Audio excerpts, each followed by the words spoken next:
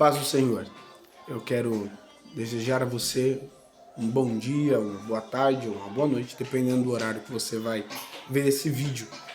Eu estava pensando aqui um pouquinho e nós estamos meditando na parábola do bom samaritano. Essa parábola era uma das parábolas que de fato expressam o verdadeiro significado ou sentido do que é amor.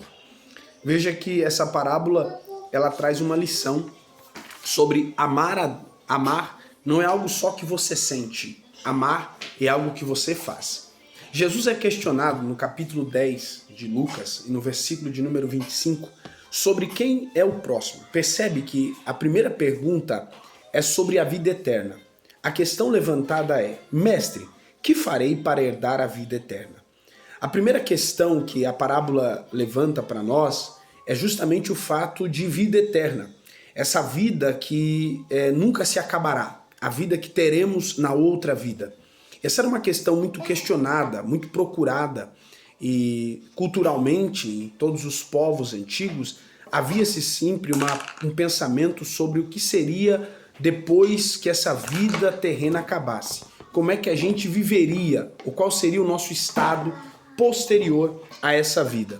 Então Jesus é questionado. A pergunta é: mestre, o que faremos para herdar a vida eterna? Há um conceito a ser observado aí, que sempre foi levantado sobre o que fazer para ter a vida eterna.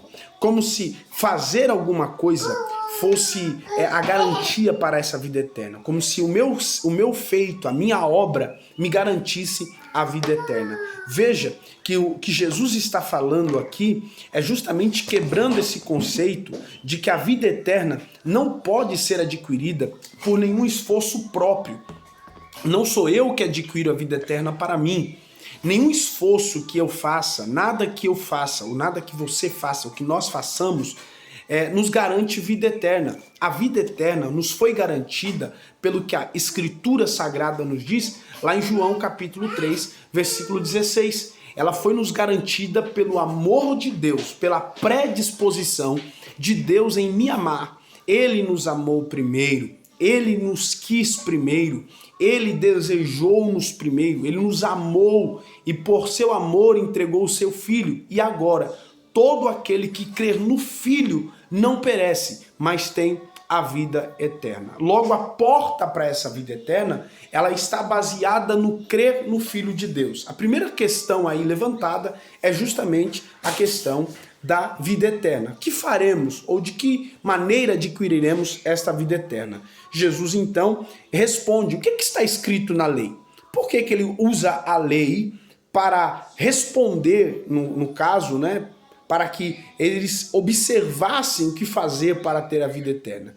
Ele diz: o que você viu na lei? Como é que você lê a lei? Qual a sua interpretação sobre ela? O que você sabe sobre a lei? O que a lei tem para você? Porque a palavra de Deus, ela sempre estabelece um padrão ético pelo qual devemos lutar.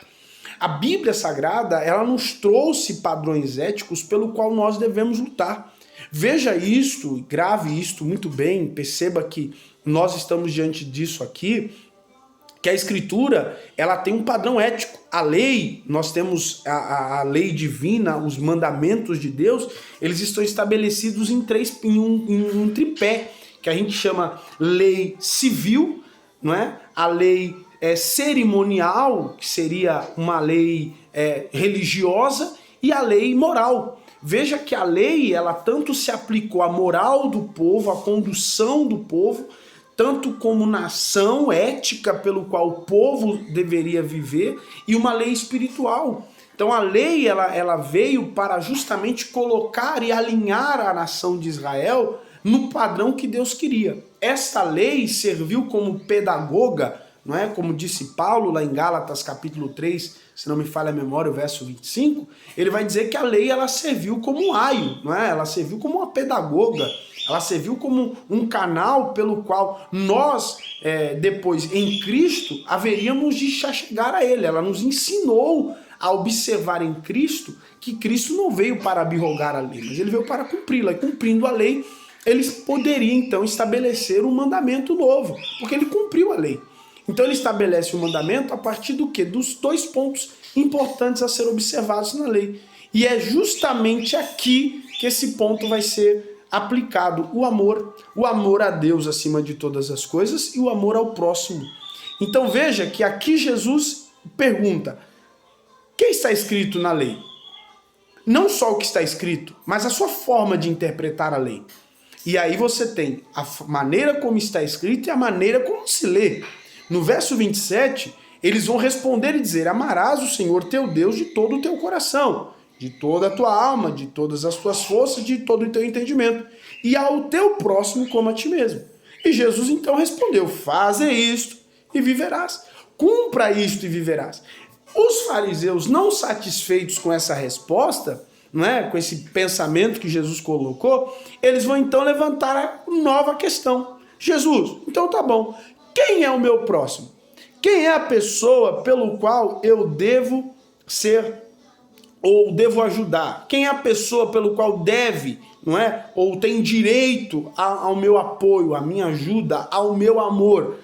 E aí Jesus mostra que o amor é algo que você não só sente, mas você pratica. E aí ele vai colocar que o amor de Deus, que o padrão de proximidade está além dos conceitos e preconceitos comunais e raciais. Veja que o samaritano é um estranho, odiado, e que demonstra amor compassivo.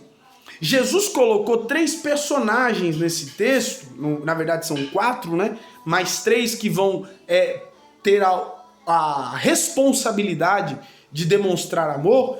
E o primeiro personagem quem é? É um sacerdote, a quem deveria estender a mão e dar amor, dar suporte para aquele homem ferido. Mas o sacerdote ele passa de largo. Talvez o sacerdote passa de largo por outras questões. E o que é as questões que poderia ter impedido o sacerdote passar de largo? Diversas. Poderia ter o próprio medo de ser a próxima vítima do salteador. Mas se fôssemos olhar, há muito mais critérios religiosos aplicados a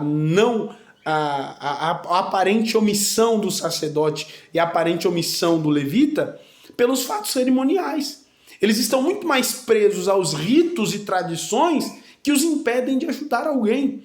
Abra um parênteses aí e pense comigo. Quantas pessoas estão impedidas de ajudar o outro simplesmente pelo fato de estarem presas a ritos e tradições? Pessoas que não estendem a mão para o próximo não é pelo fato de que ele não quer demonstrar amor. É que ele está preso a um ritual, ele está preso a uma tradição, ele está preso a um sistema que foi estabelecido de que eu não posso sair desse sistema, eu não posso violar isso aqui. Tá todo mundo, a vida toda foi assim. Irmão, quando o sentido da palavra amor, amor é transcendente. Amor tudo suporta, amor tudo sofre, amor tudo crê. Por amor, Deus desfez-se. É isso que a gente tem que entender. Por amor, Deus desfez-se do seu vínculo afetivo com o seu filho. Por amor, Deus se encarnou em filho. Não é? Por amor, ele se abdicou da sua glória. Por amor, ele aceitou a humilhação. Por amor, ele foi à cruz. Por amor, ele levou a nossa maldição, a nossa morte, o nosso pecado, as nossas mazelas, as nossas misérias. Então, se o sentido de amor não pode ser aplicado na minha vida, na transcendência, porque na vida de Deus foi aplicado em transcendência. Veja que amar não é um padrão que você estabelece. Amor excede todo o entendimento. Amor não se compreende. Amor não tem como você colocar numa caixinha e descrever amar. Amar é algo transcendente a qualquer lógica, a qualquer razão, a qualquer princípio. Veja que Jesus colocou que o homem que usou de amor para com aquele judeu, aquele homem ferido, aquele homem machucado, aquele homem que havia sido totalmente jogado no caminho, totalmente violado os seus direitos de ir e vir, violado o seu direito de ser cidadão de bem, não é? Seus direitos morais, físicos. Aquele homem foi violado por um salteador, por alguém que não viu nele um próximo, não é? Mas aí vem o samaritano, o odiado pelo judeu, o odiado pelaquela sociedade, o desprezado por ritos religiosos e tradições. E aí Jesus chega e fala assim, ó, o samaritano foi quem usou de compaixão. O samaritano foi quem olhou para aquele homem e disse assim, nesse homem aqui, ó, eu vou ajudar. Veja que ele quebrou aqui o preconceito racial. Ele quebrou esse rito comunitário, a minha comunidade, a minha igreja, o meu povo, eu só ajudo quem faz parte da minha tribo. Não, amor deve ser aplicado a qualquer pessoa. Amor não é apenas um sentimento, mas é uma obra efetuada na vida da pessoa que é necessitada.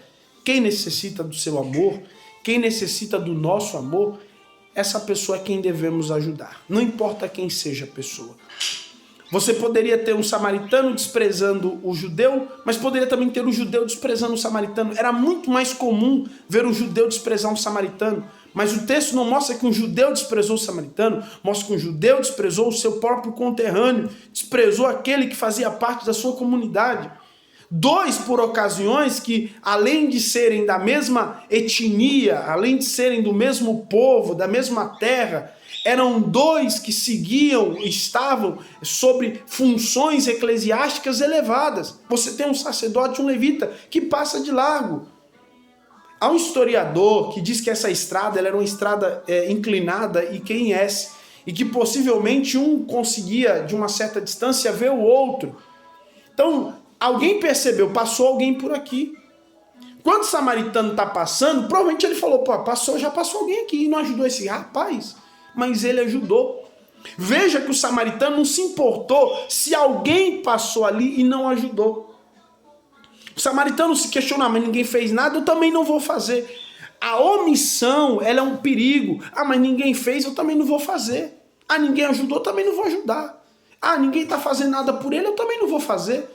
Talvez ele seja um indigno, que não mereça minha ajuda.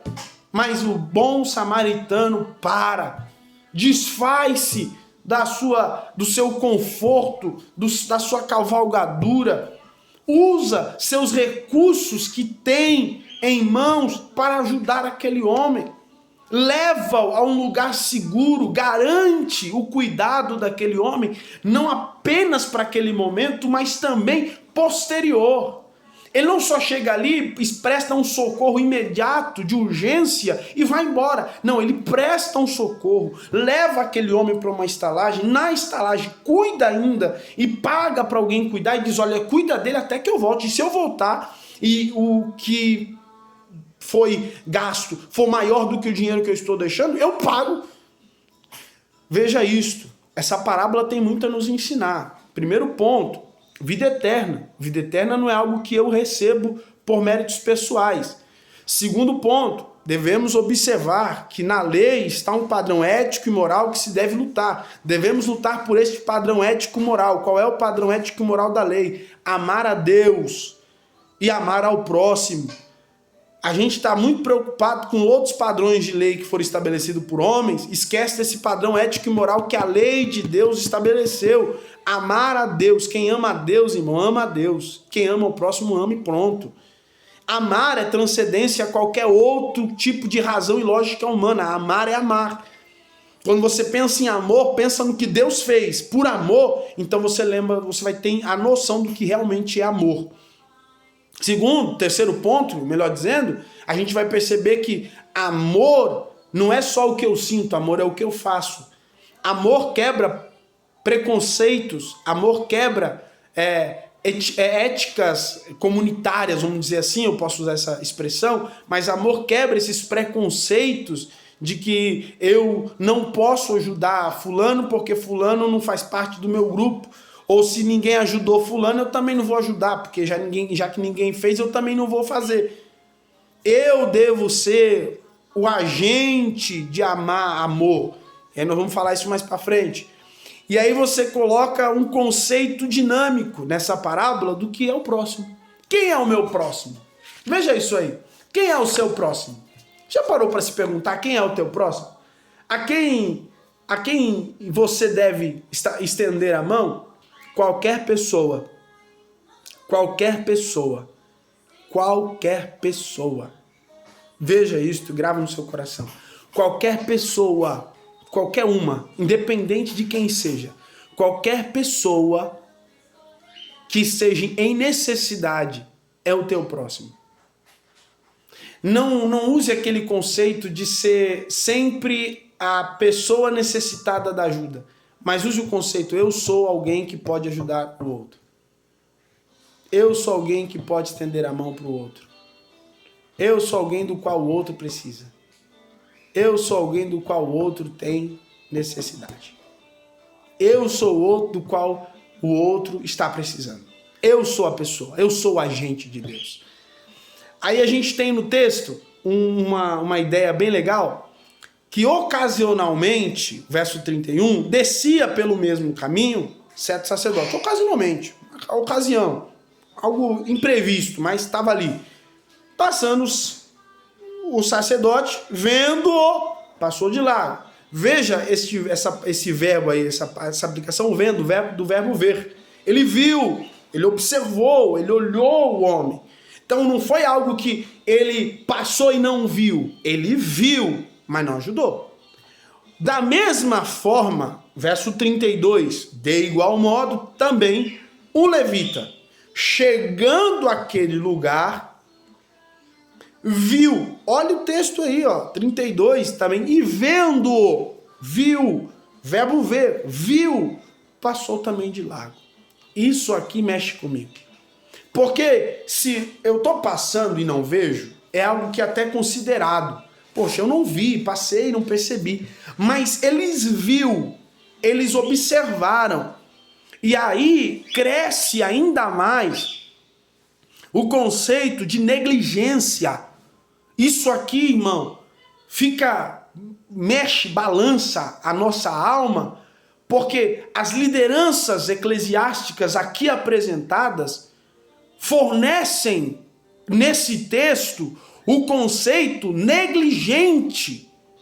Eles negligenciam a ajuda, eles não fornecem àquele homem qualquer tipo de suporte, não porque não tinham condições de ajudar ou porque não o viram, mas viram e negligenciaram a situação momentânea daquele homem, passaram de largo. E aí o texto me apresenta uma quarta lição, que é a soberania de Deus. Qual é a soberania de Deus? Ela não está limitada a lideranças negligentes. Se uma liderança é negligente, Deus tem os seus agentes pelos quais ele faz e ele usa para atuar no processo de salvação e expressá-la a quem necessita.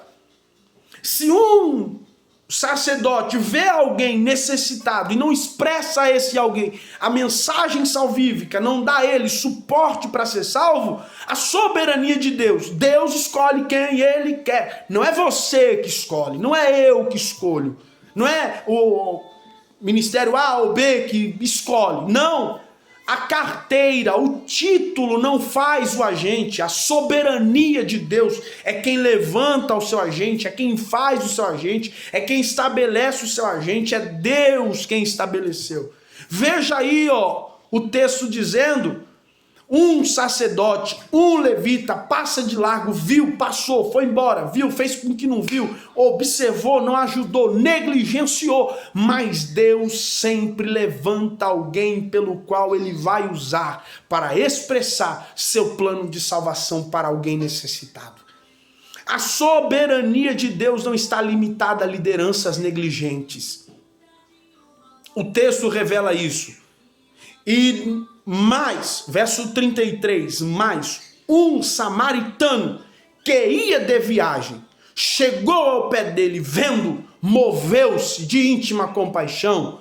Tem um samaritano, tem alguém que Deus vai usar, tem alguém que Deus vai levantar, e esse alguém pelo qual Deus vai usar para ajudar o necessitado, pode ser, como diz o texto, o samaritano, o desprezado, o odiado pela sociedade, o tido como uma raça misturada, uma raça miscegênica. né? Uma raça mestiça, uma raça que não tem valores morais, não tem valores religiosos, sequer sabem sobre Deus, não entendem nada de Deus, são totalmente desprovidos do conceitos de lei divinas e bariri bororó. Mas aqui está o texto: o samaritano viu e moveu-se.